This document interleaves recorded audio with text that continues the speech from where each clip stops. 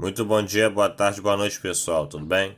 Sejam muito bem-vindos ao canal do Pedógrafo e hoje vamos fazer a questão 5 da prova da SpaceX de Geografia de 2011. É o seguinte: os países emergentes hoje produzem 44% das manufaturas do planeta, ante 66% dos países ricos, mas o Brasil vem perdendo espaço. O país representava 10% de toda a produção industrial das economias em desenvolvimento há 15 anos, em 1995. 10 anos depois caiu para 7,2%. É o seguinte, aqui no canal do Pedrógrafo a gente funciona assim. A gente resolve a questão primeiro de um jeito bisurado, e também que é um jeito que mesmo se você não souber a matéria, você consegue acertar a questão. O jeito normal e a explicação. Vamos lá. Quando a questão é assim, você associa a questão com a realidade. Você não fica. Se você não souber inicialmente, você fica. Você põe para a sua realidade. Ele fala assim: manufaturas. O que é manufatura? Manufatura é um produto, geralmente industrializado ou não. Pode ser desde um carro, um avião, ou até uma mesa, desde que seja um produto construído. Tá. Aí ele fala: dentre as razões que têm limitado maior crescimento da participação dos produtos industrializados brasileiros no comércio mundial, podemos destacar. Vamos lá. O elevado custo de deslocamento dos produtos para exportação, por conta de carências nas áreas de infraestrutura e logística. Sim, logística nada mais é que o transporte, você levar o produto para algum lugar. E infraestrutura é estrutura. Traz para sua realidade. Você já viu falar alguém elogiar o transporte público brasileiro? O ônibus, o metrô, o trem, a barca? Não. A estrada? Não. Então você concorda com essa alternativa. Tem um agravante. O Brasil ele é o quinto maior país do mundo. Ele tem mais de 8,5 milhões de quilômetros quadrados. Ele, além de ser um país enorme, ele é um país com... As distâncias são muito grandes. Por exemplo, cabe a Europa inteira dentro do Brasil, menos a parte europeia da Rússia. Detalhe, a Europa tem 49 países. E o Brasil é um país só. Pois é. Item 2. Com exceção de alguns produtos industriais, o componente tecnológico das exportações brasileiras é muito baixo, acarretando uma contínua queda no valor médio da tonelada exportada. Pensa em coisas que são brasileiras que o Brasil produz ou exporta. Havaianas, o chinelo, Guaraná Antártica, o Bob's. O que a gente tem de produto industrial? Produto industrial feito da indústria. É a Troller, que é uma marca de Jeep.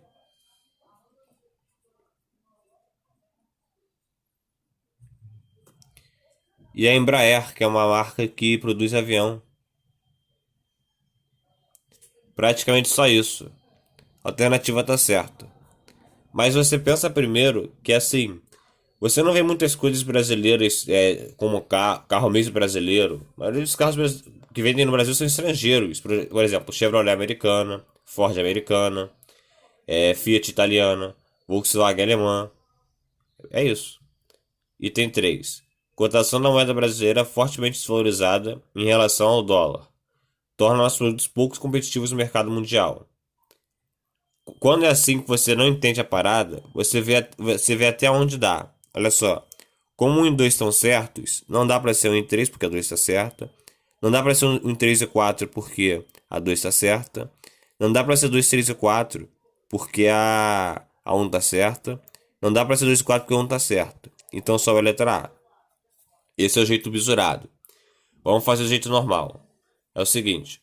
Para você conseguir fazer uma. Essa questão está falando essencialmente de transporte e indústria. Tá. Imagine você como se você fosse o próprio industrial ou produtor. Tá. Suponha que você produz. Deixa eu ver. Por exemplo, pastel. Para você produzir o pastel, você precisa comprar a massa. Deixa eu escrever aqui, porque vai ficar mais fácil de explicar. Você tem que fazer a massa. Você tem que comprar a massa. Você tem que saber fazer.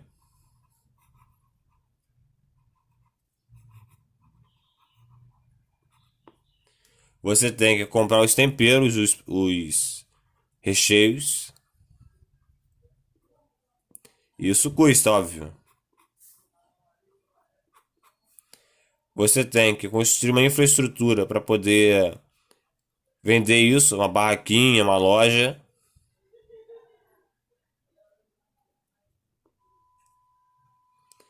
E você tem que divulgar o seu produto, para as pessoas saberem que você vende isso e comprar de você.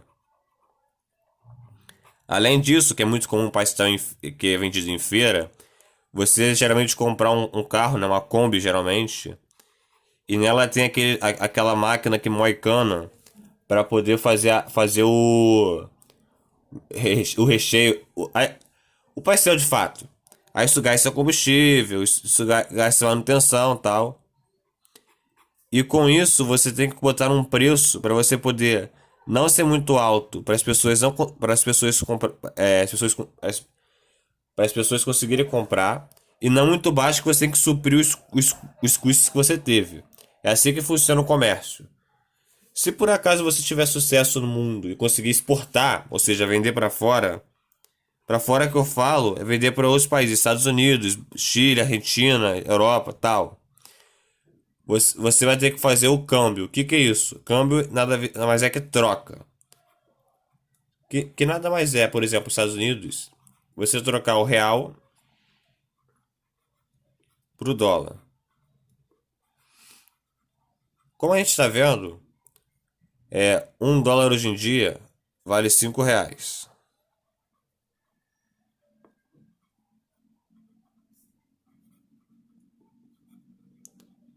Você concorda que quanto mais valorizada a nossa moeda, ou seja, poxa, se um dólar custa R$ 5, a nossa moeda está desvalorizada. Se, por exemplo, R$ 2, imagina, valesse 10 dólares, a nossa moeda estaria valorizada. Você concorda que pro americano, obviamente as pessoas querem comprar as coisas pelo preço mais barato para sobrar dinheiro para comprar outras coisas ou poupar.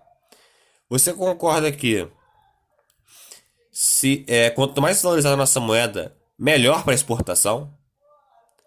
Porque ele vai conseguir comprar um preço mais barato, mais camarada, mais competitivo, vai comprar.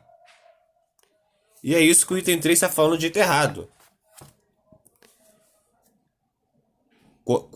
Quanto mais desvalorizada a moeda, melhor para o mercado mundial.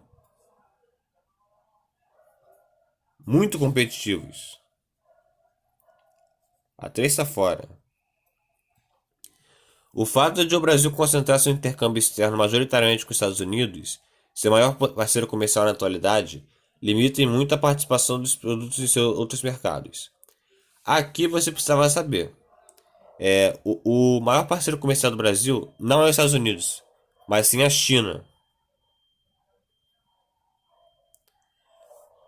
Alguns dados sobre a China. A China é o país mais populoso do mundo, são 1,5 bilhões de habitantes. Ela é o segundo país mais rico do mundo. Só para você ter uma ideia, o Brasil é o quinto país mais populoso. O Brasil tem 210 milhões. É mais que 7 vezes a população do Brasil. Consequentemente, são mais bocas para alimentar. E realmente, a China é o país que ela é o maior parceiro comercial do Brasil, porque a China ela é o segundo país, o segundo maior país. Não, é o segundo país mais rico, falei errado. Falei errado agora. E ela compra do Brasil, justamente para alimentar a população, muita soja. Simplesmente se ela não comprar, ela não come. Então é uma necessidade. E matérias-primas para a indústria chinesa conseguir fazer os produtos industrializados e exportar. Você conhece muito produtos industrializados chineses como fone de ouvido, ou vários produtos que você tem em casa que está escrito Made in China. E é justamente por isso que é com matérias-primas do Brasil, porque vai pegar essa matéria-prima, ferro, minério de ferro, petróleo. No caso, minério de ferro vai transformar num carro, qual vai transformar no fone de ouvido, no celular. E é por isso que a China é mais parceiro comercial do Brasil, e não os Estados Unidos. E até porque Até para você relembrar da matéria, a moeda chinesa, o yuan, ela é muito desvalorizada perante o dólar e mesmo o real.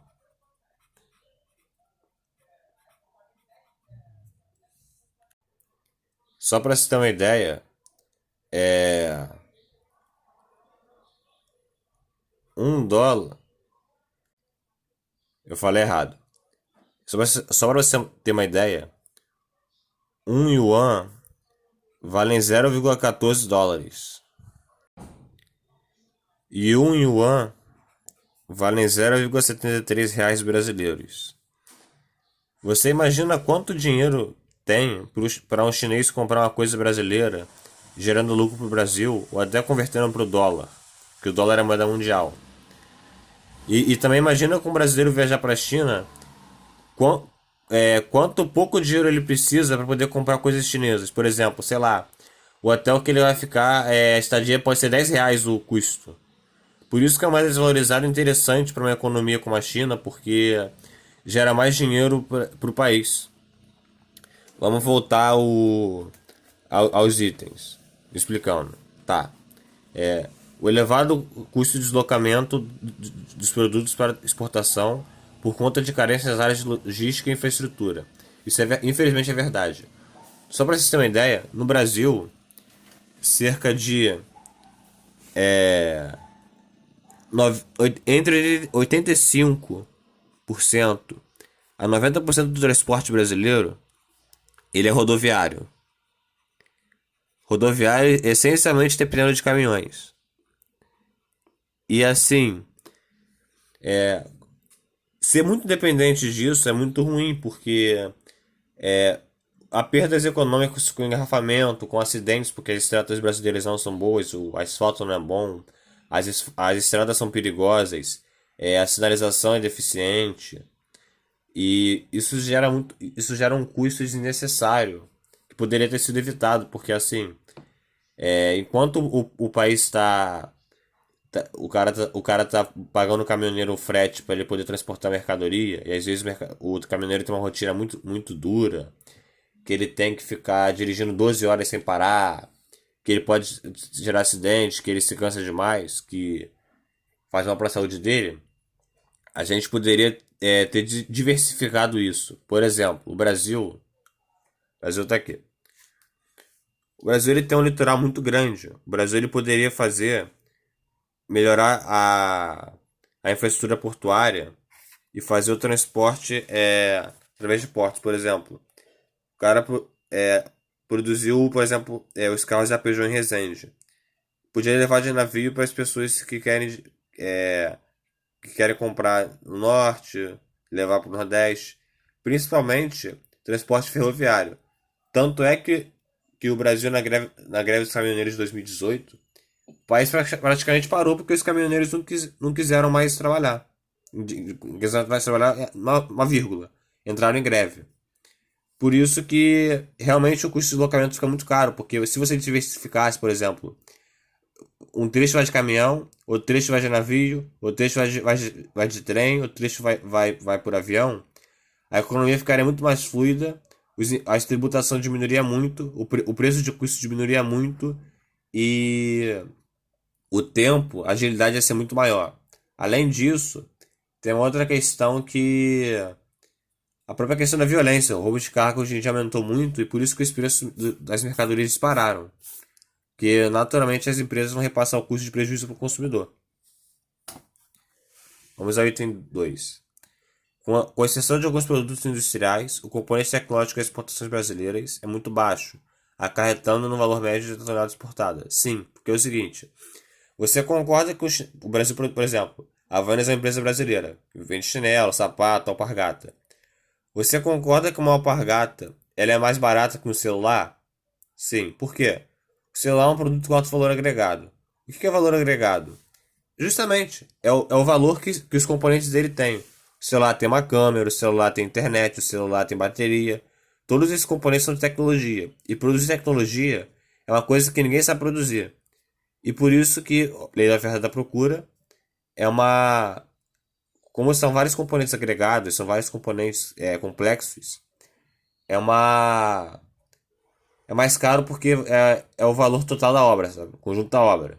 Um carro é mais caro que um chinelo da Havaianas. Que, pô, chinelo das Havaianas é só uma borracha e uma costura. Já um carro é um monte de coisa. Motor, é um câmbio, parte elétrica, fiação, óleo, um monte de coisa. Por isso que é um produto com um valor agregado mais caro. São componentes caros de se produzir e complexos. E não é à toa que os países ricos, desenvolvidos do mundo, por exemplo, Estados Unidos, a Europa, Japão, Coreia do Sul e Austrália, eles conseguem ser mais ricos justamente porque eles produzem valor agregado, eles produzem carros, eles produzem aviões, eles produzem tecnologia. O Brasil é a oitava economia porque ele é um país com 200 milhões de pessoas, é um mercado consumidor muito grande, ou seja, muita gente compra. Só que o Brasil não consegue ser muito rico porque ele não produz tecnologia. Por exemplo, a Coreia do Sul, que é um país muito menor que o Brasil, por exemplo, o Brasil, curiosidade, o Brasil tem 8,5 milhões de quilômetros quadrados.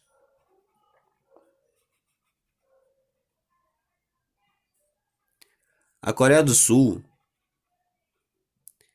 ela tem 48 milhões de quilômetros quadrados. É um país muito menor.